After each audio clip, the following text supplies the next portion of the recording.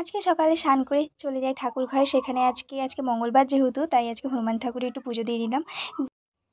তারপরে এখানে একটু হনুমান চালিসা পাঠ করে নিই। দিয়ে ভাই দেখলাম মিষ্টি নিয়ে চলে এসেছে। তো আজকে মন্দিরে যাব, আমাদের এখানে বিপত্তারিণী মন্দির, সেখানেই যাব। তো সেই মতো করেই আয়োজন। এই ফুলগুলো আজকে সকাল থেকে আমি তুলেছি। অনেক বড় প্রতিমা, তো ওই জন্য একটা বড় করে জবা ফুলের মালা গাঁথবো বলে। তো সেই মতো আমি সুচসুতা নিয়ে বসে যাই একটা মালা করার জন্য।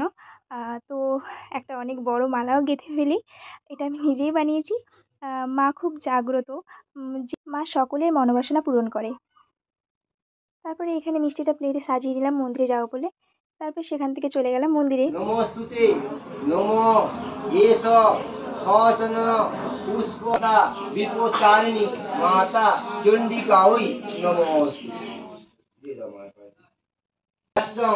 যেন চরাচরম পদচ্যুত দশতীর্ণ তস্মৈ শ্রী গুরুবে নমঃ।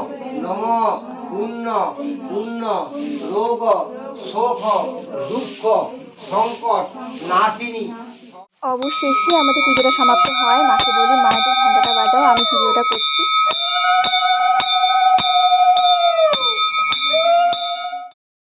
এটা হলো মন্দিরের বাইরের ব্যাকগ্রাউন্ডটা, আমি দেখাচ্ছি তোমাদের।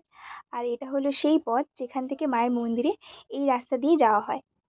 তো আমি দেখাচ্ছি, দেখো এই রাস্তা দিয়েই মায়ের মন্দিরে যাওয়া হয়। প্রতি মঙ্গলবার এখানে এই মন্দিরে পুজো হয়।